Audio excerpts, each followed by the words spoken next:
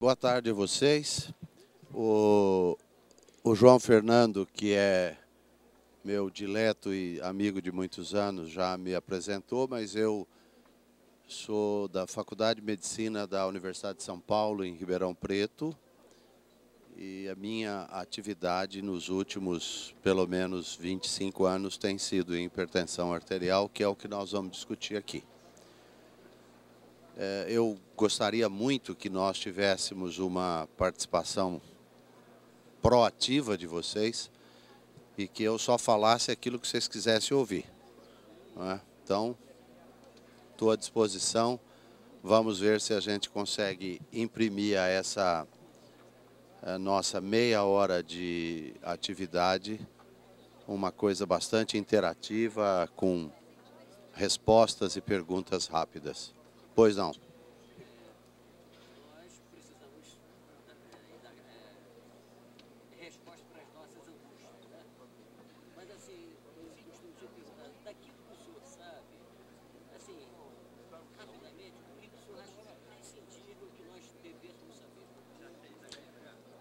Bom, essa é uma pergunta mais ampla que podia ter sido feita. De tudo que eu sei, o que é mais importante para a hipertensão. Mas eu acho que eu acho que ela é até muito oportuna para nós iniciarmos nossa discussão. Mas eu acho que em hipertensão a gente precisa ter, como de resto, nas demais doenças cardiovasculares e da medicina em geral, nós precisamos ter bom diagnóstico de certeza, porque a hipertensão, em 95% das vezes, nós vamos tratar pela vida toda. Então, um diagnóstico impreciso, que vai estabelecer uma conduta para toda a vida, é de grande, mas de muito grande responsabilidade. Não resta a menor dúvida. Eu posso até tratar uma infecção urinária por 3 dias, 5 dias, sem que o indivíduo tenha a doença. Isto não é bom, isto é um erro que não é recomendável, como de resto todos os demais, mas é por um período limitado. Mas tratar alguém que eu não sei se ele é hipertenso e mandar que ele tome remédio pela vida toda, esse é um erro de todos os outros muito grave. E depois tratar corretamente. Eu acho que isso é a questão fundamental nessa questão da hipertensão.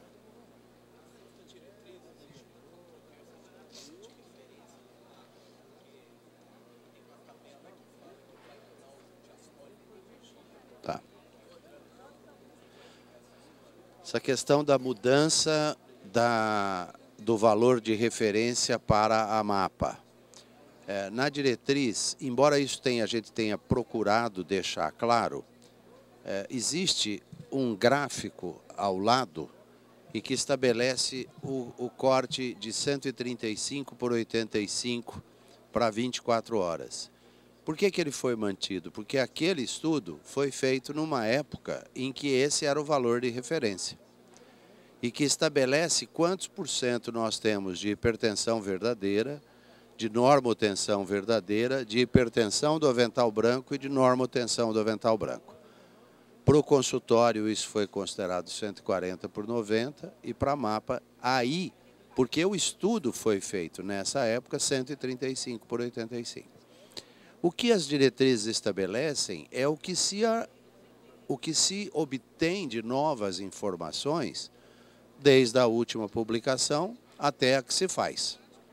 Então, nós fizemos uma em 2006 e essa de 2010. Nesse período, nós tivemos uma publicação que está na revista Circulation, mostrando correlação de medidas de pressão obtidas em circunstâncias diferentes, a MAPA uma delas, em que se estabeleceu que o nível de melhor prognóstico, a relação com mortalidade, passa a ser maior nas 24 horas, quando você tem medidas de 24 horas acima de 125 por 75.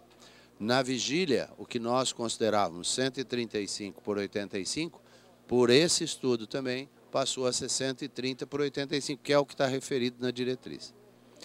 E, para o período de sono, 110 por 70. Então, esses são os novos valores.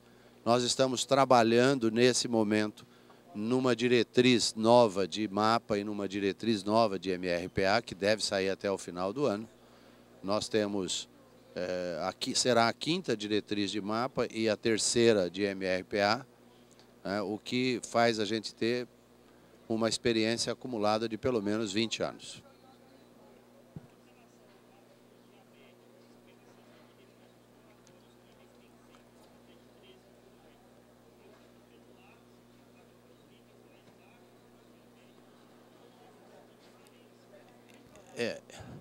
Então, nesse momento, nós precisamos sempre trabalhar com esses valores baseados num estudo como esse do Circulation, por exemplo. Ele estabeleceu assim, nós avaliamos os indivíduos e vimos que quem tem, num segmento prospectivo, 128 por 79, tiveram uma mortalidade, um risco maior do que quem tinha 125 por 75, daí esse é o nível de corte. Especificamente para situações peculiares em termos de tratamento, a gente não tem esse dado na monitorização, baseado no mesmo modelo de estudo e baseado, portanto, numa evidência sólida para dizer assim, ó, a normalidade para indivíduos, em geral, é 175 por 75, para diabéticos é 122 por 74, para insuficiência, doença renal é 130 por 68. Isto, a monitorização não está autorizada a dizer. Quer dizer, na realidade, a gente deve trabalhar com os critérios de normalidade desse estudo que vão ser incorporados globalmente agora nas diretrizes novas e trabalhar com a clínica na avaliação desses indivíduos. Aí a referência, que agora é de 130 por 80.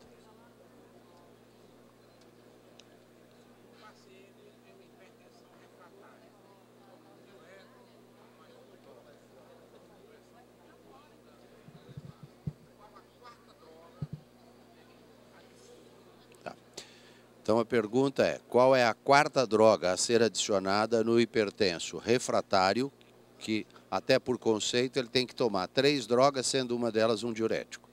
Então ele já toma 3 drogas, uma é diurético e a pressão não controla. Ele foi identificado como refratário. O que eu faço no passo seguinte? O tratamento da hipertensão, ele é artesanal.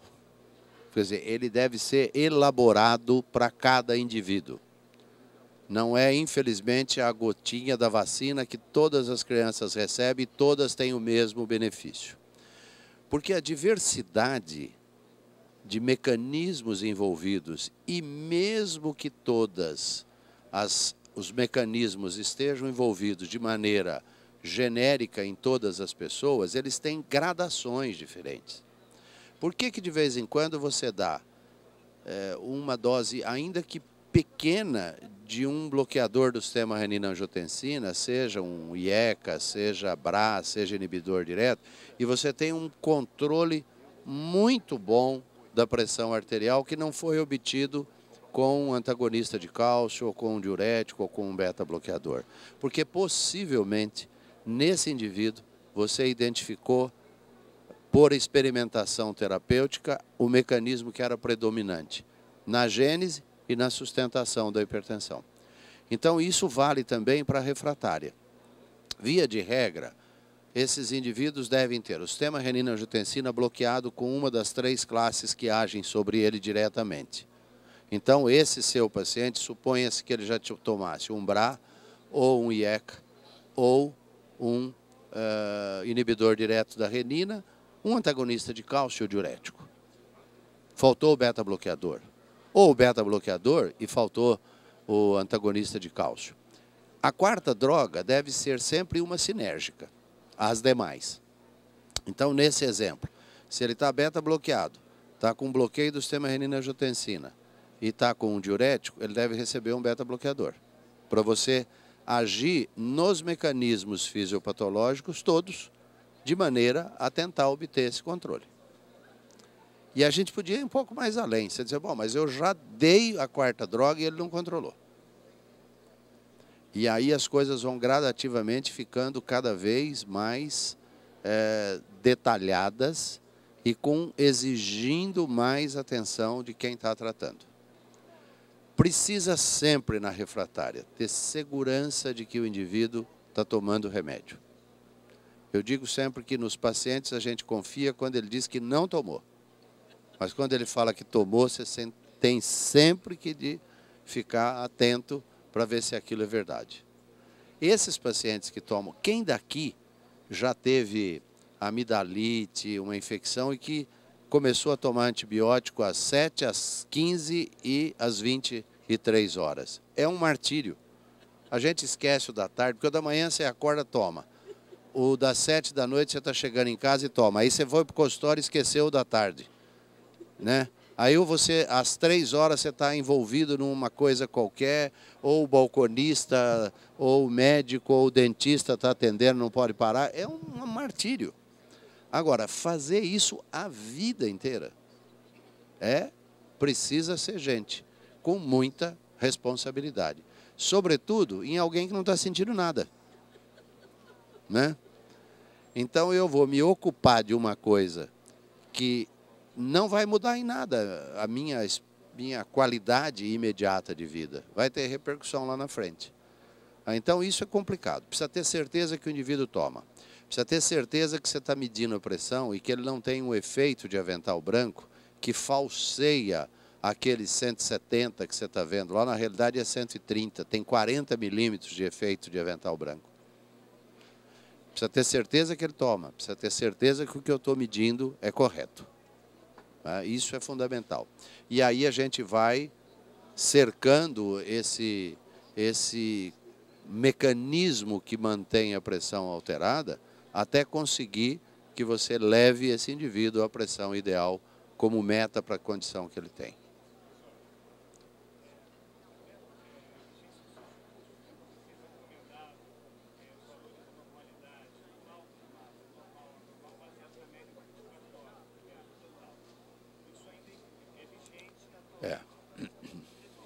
Uhum. Com esses novos valores, mas sim.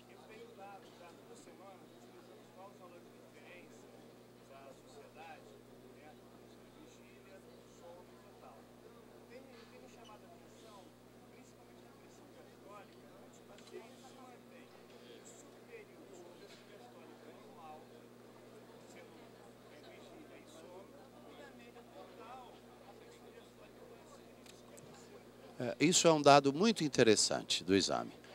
Eu sempre pergunto, como é que chama o exame? Monitorização ambulatorial da pressão arterial de 24 horas. Porque se eu começar a ver subperíodos, eu vou chegar num ponto que eu vou começar a ver uma medida de pressão. Falar, tem uma alterada. Aí eu passo a ter uma medida casual. Não tenho mais mapa, né?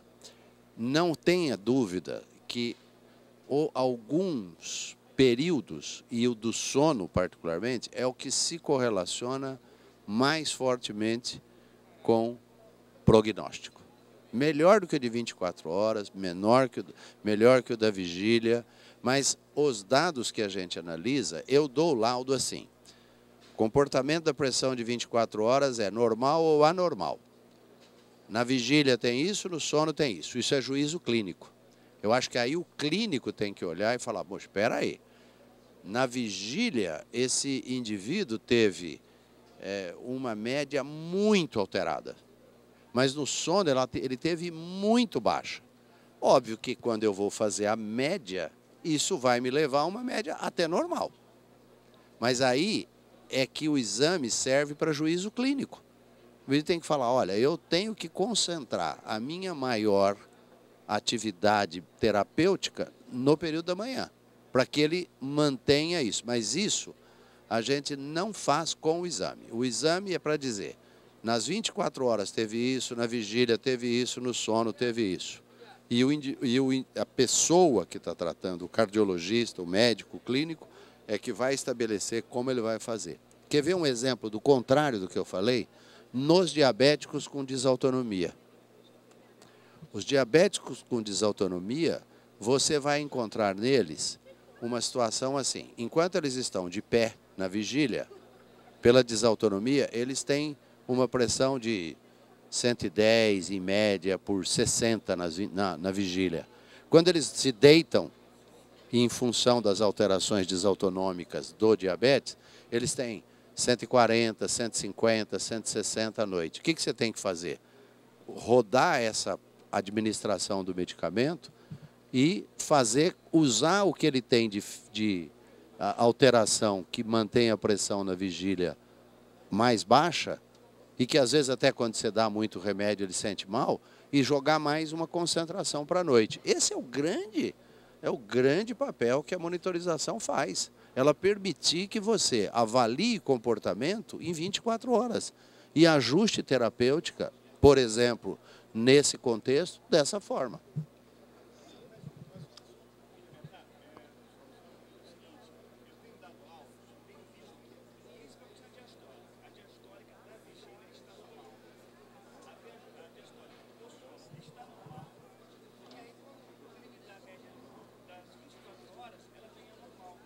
Não, mas se você tem as medidas sempre normais, a média obrigatoriamente deve cair lá para baixo.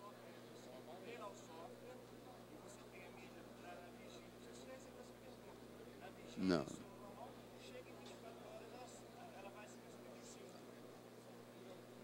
Eu não observo, nunca atentei para esse fato, mas é curioso que se você tem lá na vigília, no sono menor que 70, na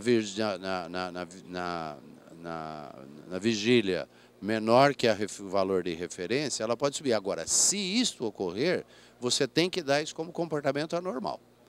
O valor de 24 horas está alterado, dá como 24 horas alterado. Não importa, não é subperíodo.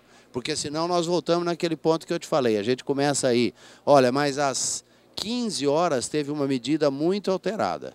Aí eu passo a ter medida casual e não de 24 horas. Eu não tenho mais curva, mas eu tenho pontos. E o ponto a gente sabe que é a pior correlação, a pressão pontual com qualquer desfecho.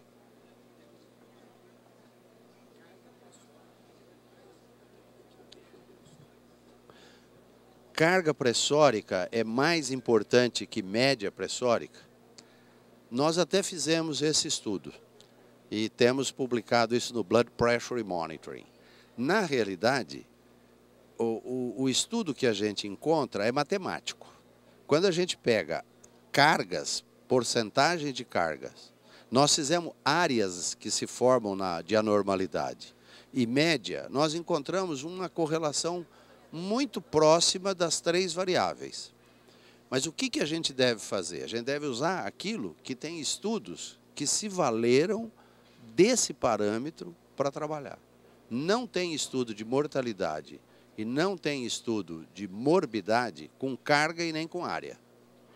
Então a gente tem com média. Esse estudo novo agora do Circulation, que muda os critérios de normalidade, foram feitos também com média. Então, embora a gente possa ver que há uma correlação, as correlações são muito boas. Quando a gente pega, por exemplo, aqui, as médias de um grupo, nós analisamos 1000 e tantos pacientes. A gente pega a média e põe na abscissa e pega a carga, põe na ordenada, a reta, a curva é quase uma reta, você distribui os pontos igualmente. A correlação dá 0,8, 0,9, com P 0,00001. Então, a gente viu a correlação matemática. Isso não nos autoriza a dizer que aquilo é expressão de risco. Não, nós usamos só média. Nós usamos só média em laudo.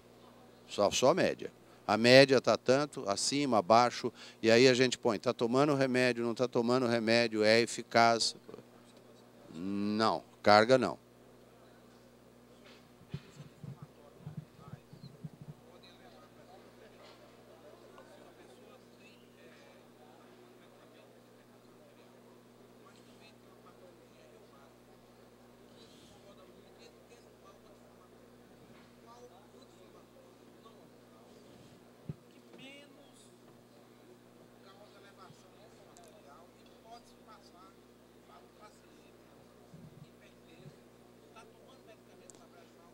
anti-inflamatório, não hormonal e hipertensão.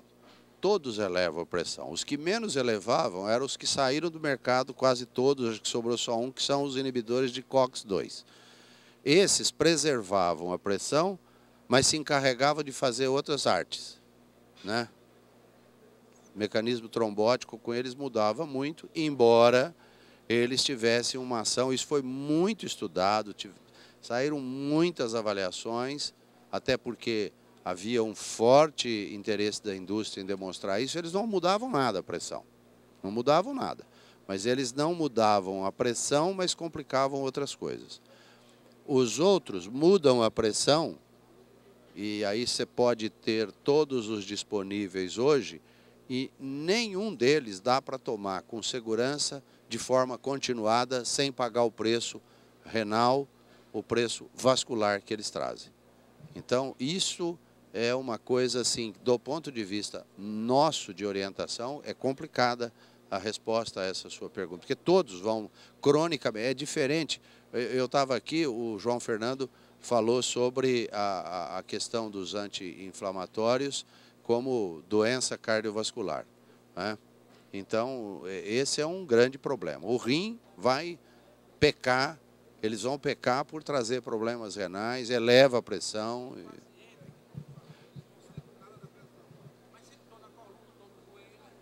Isso tem que fazer alternativas de deixar um pouco de tempo, lançar métodos não medicamentosos, fazer uso pequeno, aliviar sintoma, parar um tempo.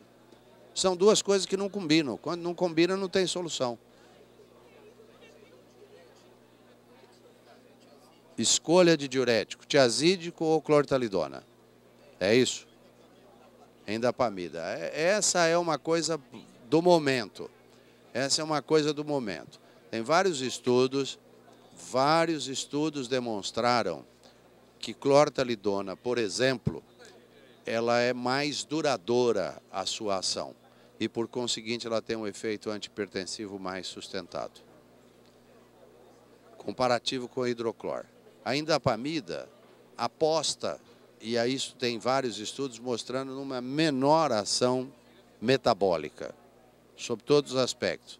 Purinas com ácido úrico, glicídico com alteração da glicemia e alteração lipídica com colesterol. Na realidade, o que a gente vê? Tudo que você vê de uso de diurético associado é com a hidroclor, porque a clortalidona é um diurético antipático, ele não combina com ninguém. Não tem jeito de pôr clortalidona com valsartana, clortalidona com ou mesartana, com ramipril. Ele não entra, ele não tem... Hã?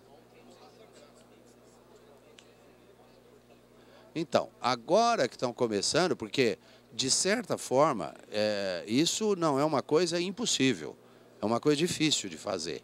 Isso, eu já argumentei isso já tive com diretores de muitas empresas grandes aqui no exterior, e sempre pergunto isso, a resposta é essa. Eles dizem, olha, é muito difícil fazer, é muito difícil juntar clortalidona com os outros. Particularmente, se for para usar, eu prefiro usar clortalidona e dose pequena. Tem muitos estudos. O primeiro estudo com diurético tiazídico, para vocês terem uma ideia, usava 400 miligramas 4 vezes por dia. Era 1,6 gramas. Então, imagine isso, o estrago que fazia. Por isso que ficou a ideia de que diurético dava um monte de alteração, etc, etc. Nas doses de hoje, 12,5 e 25, você de 12,5 para 25 ganha muito na eficácia. E não perde quase nada quando você vai ver efeito adverso. Quando você passa de 25 para 50, ganha muito pouquinho no efeito, mas já começa a ter potássio alterado, ácido úrico alterado, começa a fazer tudo quanto é malcriação feia que uma droga possa fazer. Então, 12,5, 25 está bom demais. Tem até algumas associações. Eu recentemente, uma paciente foi ao meu consultório Tá na hora já? Acabou? Você me avisa. Ó, ela foi no meu consultório e falou assim, a hora que eu perguntei, mas o que a senhora toma? Ela falou, tomo isso, isso, isso. Eu falei, olha, eu não sei, eu não conheço nenhum dos 3 remédios que a senhora toma. Aí ela falou assim, ah, mas senhor, eu vim aqui porque o senhor é especialista em hipertensão. E esse é um remédio para pressão. Eu falei, bom, a única saída que eu tive, eu sou especialista em hipertensão, mas não em remédio. Porque tem tanto, gente, tem tanto. Nome comercial, eu não sei mais, já dei isso como perdido. No ambulatório, os residentes perguntam, eu tenho que andar com o livrinho na mão. E se você não tiver um livrinho bom e atualizado, você não tem também alguns. Porque toda hora sai um que é combinação do fulano com o ciclano, do beltrano com o fulaninho, e assim vai. Não dá mais para saber. Tantos que tem. Eu tive o capricho de ver captopril, tem 30 captopril, sozinho, misturado com isso, com aquilo e assim por diante. Então, é realmente uma loucura isso.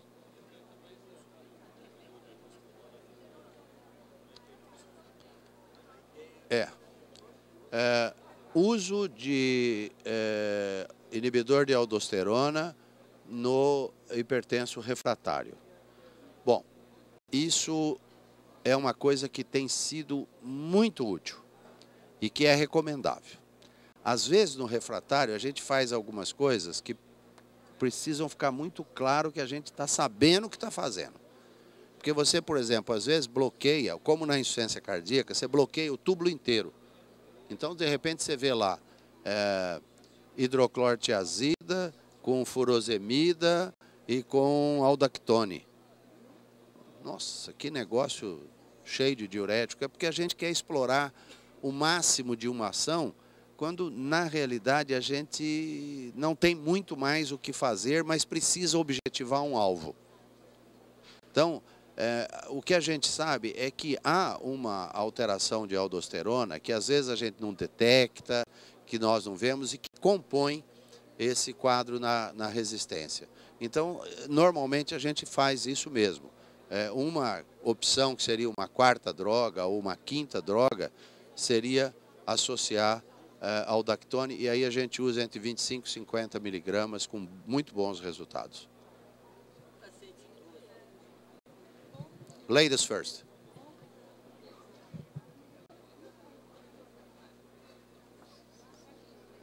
Não, eu não estou ouvindo.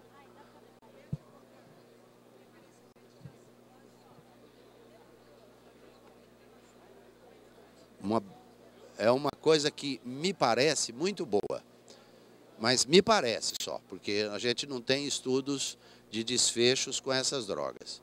Agora, a que a gente vê na clínica, eu ontem falei isso, eu já falei tanto que eu não lembro nem onde é que eu falei isso mais, mas eu falei em algum lugar, alguma mesa, que levantaram essa questão do beta-bloqueador. Eu sempre que falo, eu digo assim, ó, nós precisamos ser justos com os beta-bloqueadores, porque a gente diz assim, não dá beta-bloqueador para idoso. Em 1990, o estudo SHAP já mostrou que beta-bloqueador idoso foi igual placebo. Não dá beta-bloqueador porque aumenta diabetes. Não dá beta-bloqueador porque faz isso, porque faz aquilo. Na realidade, o melhor seria a gente dizer assim, não dá atenolol. Porque, mas eu estou lembrando de aqui, né? De 2007, eu já nem lembrava mais que eu tinha falado. Não, mas é verdade, porque você vai ver os estudos, todos usaram o atenolol. Então, você não pode generalizar que aquilo é da classe. Eu não sei, por exemplo, se com nebivolol, com carvedilol, com bisoprolol, metoprolol, se nós fizermos um estudo para isso, se houver com desfecho, tudo direitinho, comparativamente a outra droga, por exemplo, como no estudo SHAP, se isso vai ser igual. Então, é possível que o que a gente deva fazer é dizer assim, o que eu já sei que traz problemas, é melhor não usar.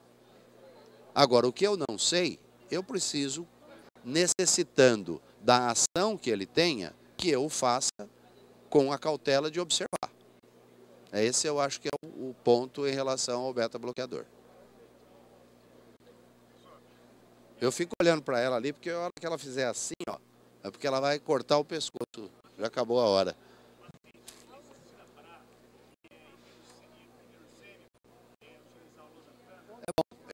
Ele tem uma